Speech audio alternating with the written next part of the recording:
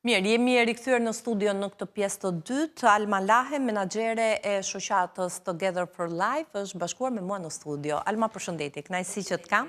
Faleminderit. Ju keni nxjerrë një raport së fundmi, një raport monitorimi sa i takon koncesioneve apo ato që njihen si partneritet publik-privat në sektorin e shëndetësisë. Sigurisht ka nisur të aplikohen thuajse një dekadë më parë për të përmirësuar ndoshta shërbimi shëndetësor, për të modernizuar infrastrukturën, por nuk dim sa ja kanë arritur këtij qëllimi? Çfarë dëshmon ky raport vjet përgjithshme? Për koncesionet në shëndetësi, nuk është se jemi ne të parët që po flasim dhe vim nëpërmjet këtij raporti. Është folur që me koncesionin e parë në 2015, që ishte check-upi, ato që ne e njohim si check-up, po që është kontrolli shëndetësor bazë, dhe me 3 koncesionet e tjera. Madje 3 nga koncesionet janë në SPAK, në hetim. Pra bëhet fjalë për kontrollin shëndetësor bazë, ato që njihet si check-up, hemodializën, laboratorët dhe sterilizimi. Përveç hemodializës, e cila nuk është në hetime, jo se nuk ka probleme, por nuk është. Do ndalemi për se cilën prej tyre probleme. 3 të tjerat janë në proces hetimi, madje njëra prej tyre është në gjykat, pra është çuar në gjykat për gjykim, që është sterilizimi dhe një nga të akuzuarit është edhe vetë ish-ministri i shëndetësisë. Sa i takon gjetjeve të këtij raporti, sepse duket që nuk kemi të bëjmë vetëm me praktikën ligjore që është ndjekur, në rastin e aprovimit apo miratimit të tyre, në kohën kur ka ndodhur, por edhe në fazat e mëvonshme, në mënyrën se si janë implementuar, se si janë zbatuar. Pra, fakti që në mënyrë të vazhdueshme kanë kërkuar fonde, mbështetje buxhetore, fakti që nuk kanë Kjo është e vërtet me arritur e tëra e ka rrjedhojën nga fillimi. Nga fillimi. Pra, që nga mënyra e konceptimit të koncesioneve, në fakt, le themi, ofrojmë një analizë të thelluar të koncesionit të check-upit. Pasi përpos që kanë kaluar 10 vjet për këtë koncesion dhe pak më pak për koncesionet e tjera, ende sot e kësaj dite është shumë e vështirë të gjesh informacion. Ligji për të drejtën e informimit i detyron prokurimet publike, pra kur i referohet prokurimet publike dhe koncesione PPP, e ka detyrim ligjor që institucionet përgjegjëse t'i kenë të tëra të publikuara, të tërë dokumentacionin. Ndërkohë edhe sot po të hysh të kërkosh, nuk i gjen. Dhe kjo është sfida më e madhe në fakt që u përballëm. Dhe ishte shumë e vështirë për të siguruar... Pra, e vështirë për të marrë nga institucionet informacion mbi mënyrën se si janë zbatuar këto kontrata.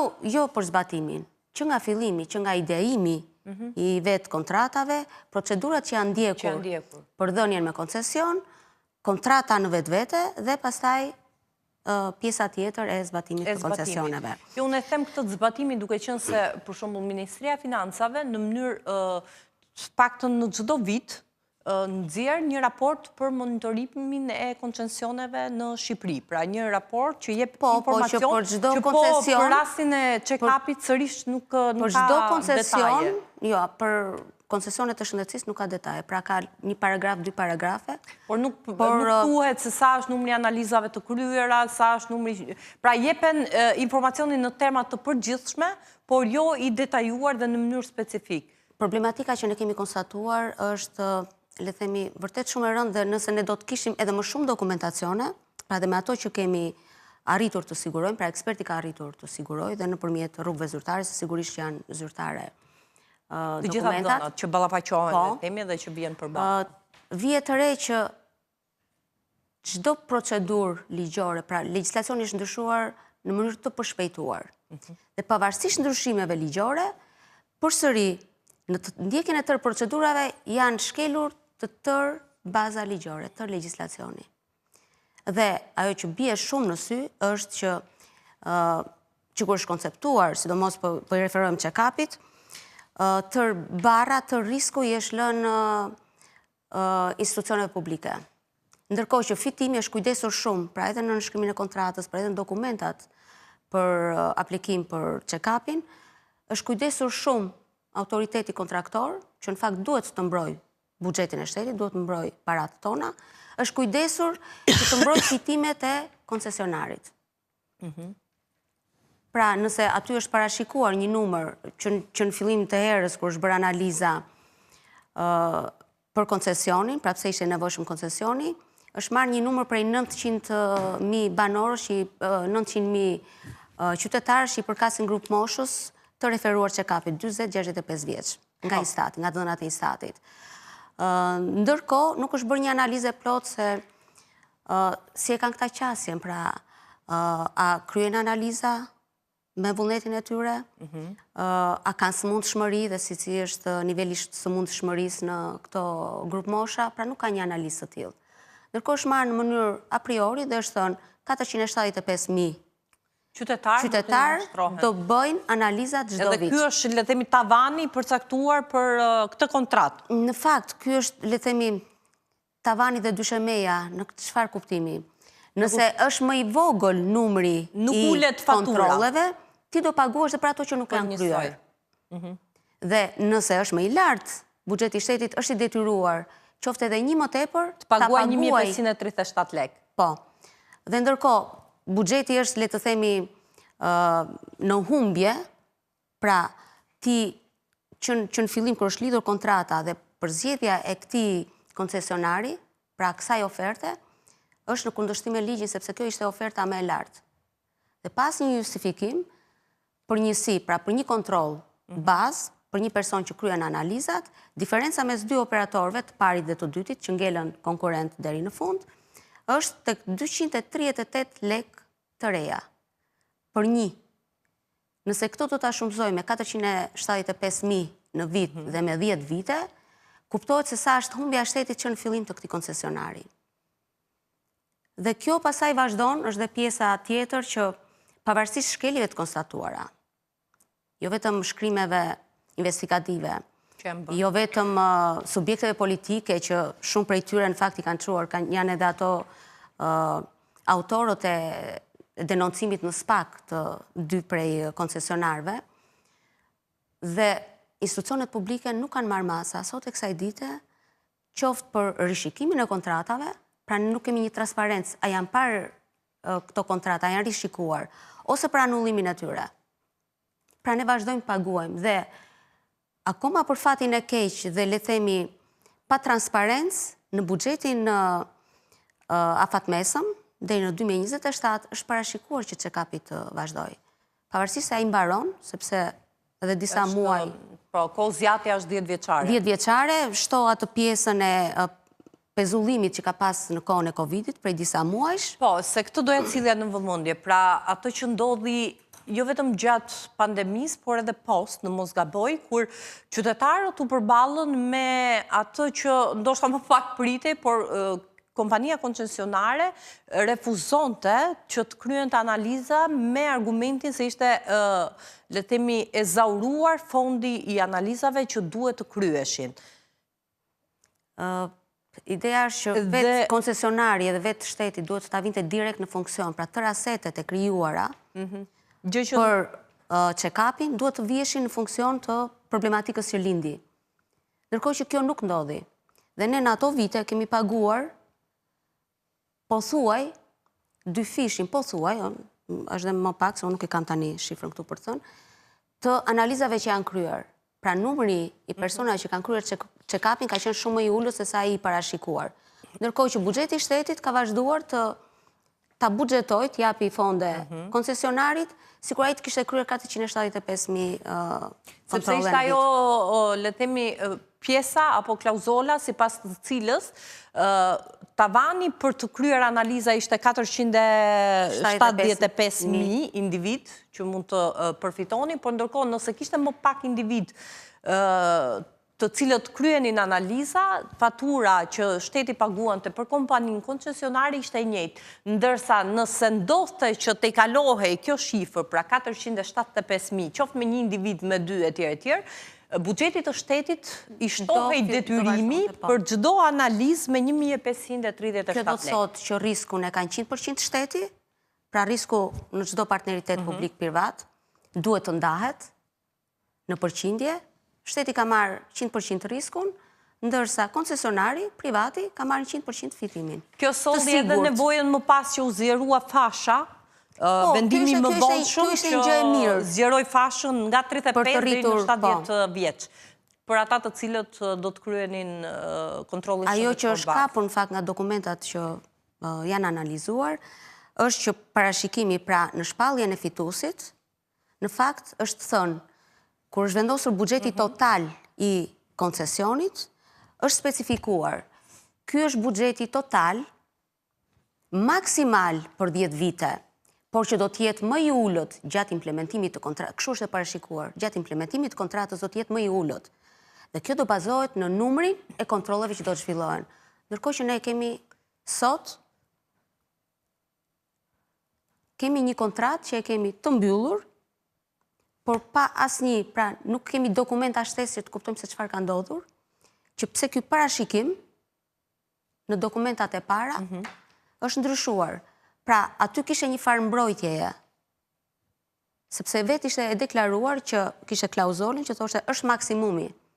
Pra 13 miliard lek të parashikuar për këtë koncesion për 10 vjet, ky është maksimumi për 10 vjet, ndërkohë që do të jetë më i ulët, sepse do bazohet mbi bazën e personave që do të kryejnë check-upin. Pra një përcaktim i tillë është, por ne kemi gjetur dokumentat dhe sigurisht që unë besoj, po sigurisht janë edhe në duke u hetuar nga SPAK-u, sepse përderisa ne i kemi ato dokumenta.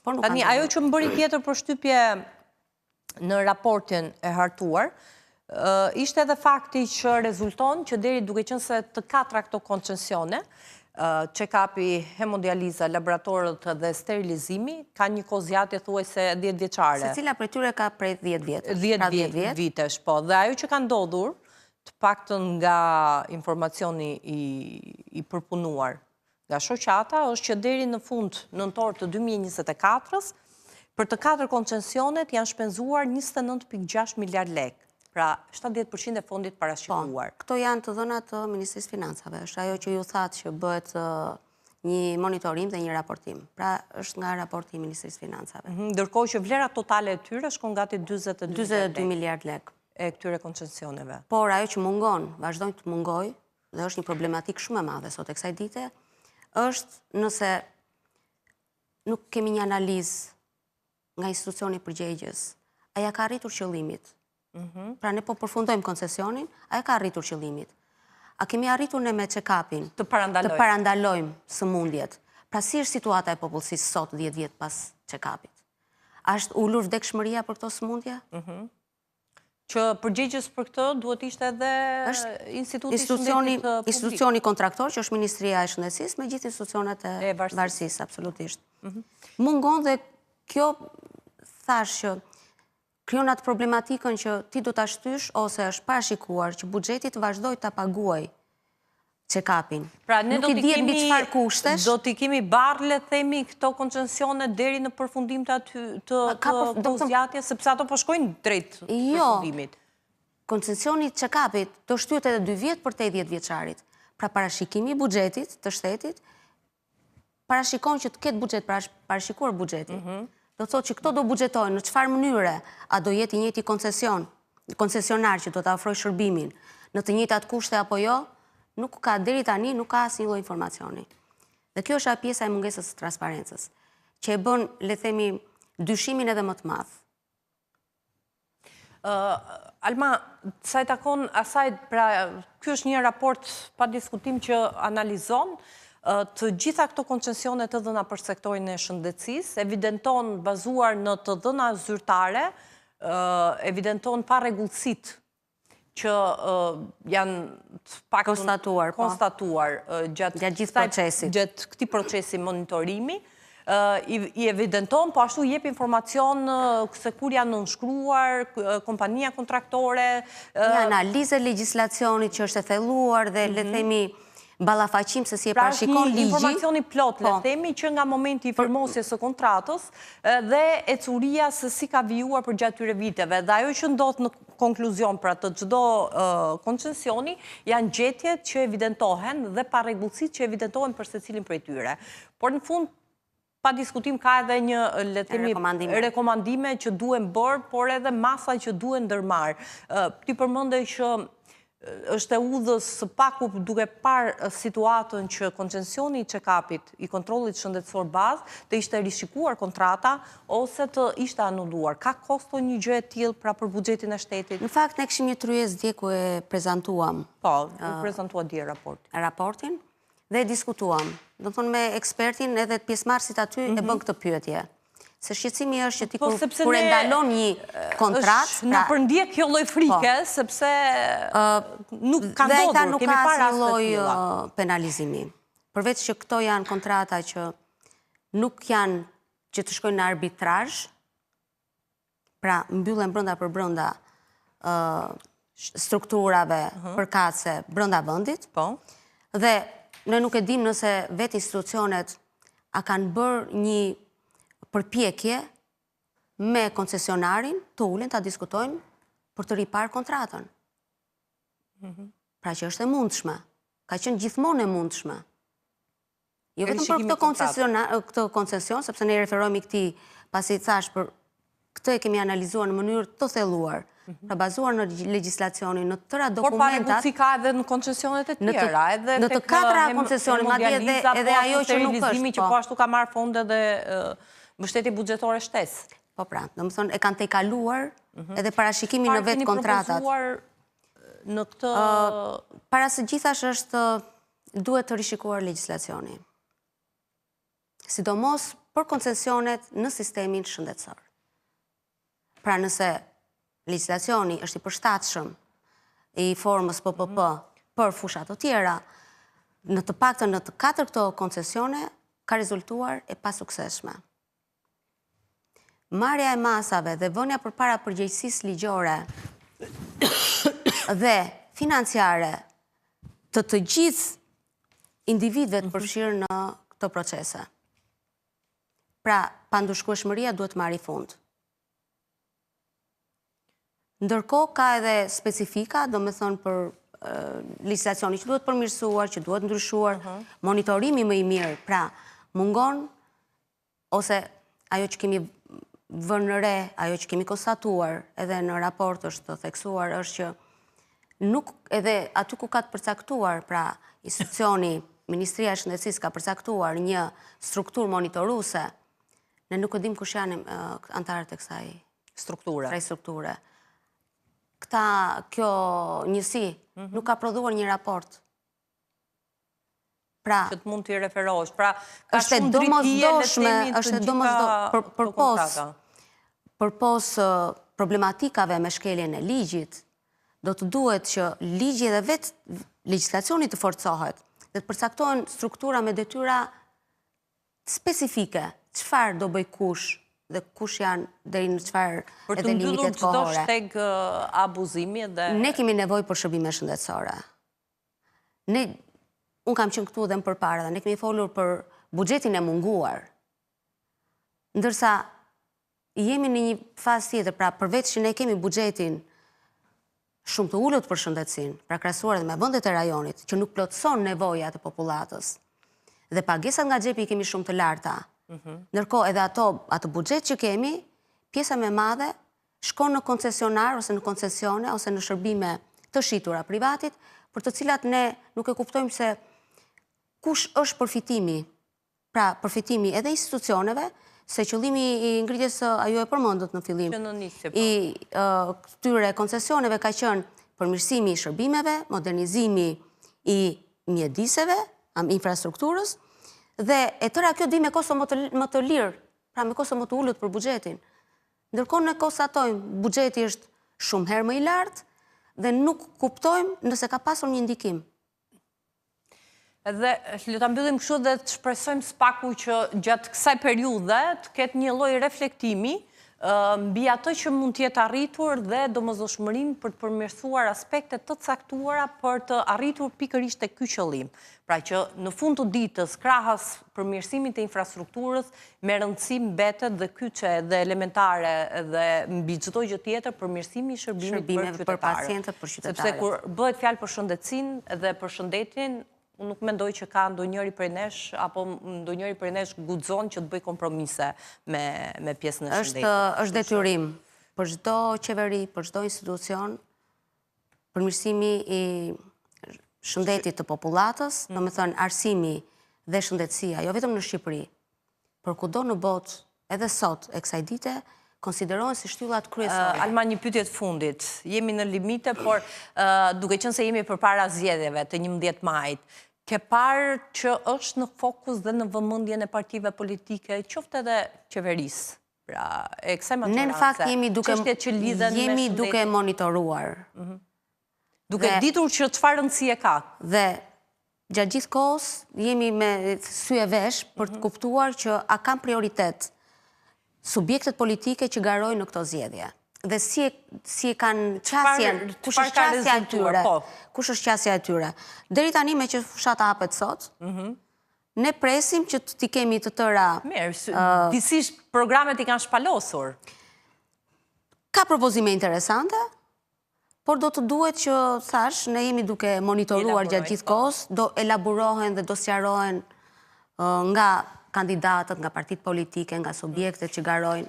Edhe pa diskutim do t'jemi sërish këtu për të diskutuar. Po edhe vetë qytetarët t'jenë më të vëmendshëm dhe le të themi t'jenë më aktiv. Ne kemi nevojë t'jemi aktiv për të kuptuar jo vetëm çfarë na premtohet, por edhe çfarë duhet të kërkojmë. Pra një herë në 4 vjet që na jepet mundësia të kërkojmë atë që duhet ta përfitojmë në 4 vjet. Dhe duhet të jemi sy hapur sot dhe në 4 vitet që do t'jetë qeveria. Që do pasojnë. Unë falenderoj, Alma, kënaqësi që kisha. Mirë, faleminderit edhe ju që na ndoqët. Ne kemi rritur në fund të emisionit edhe për këto të premte. Takimi i radhës do të jetë sërish të hënën në 16 deri atëherë mirupafshim.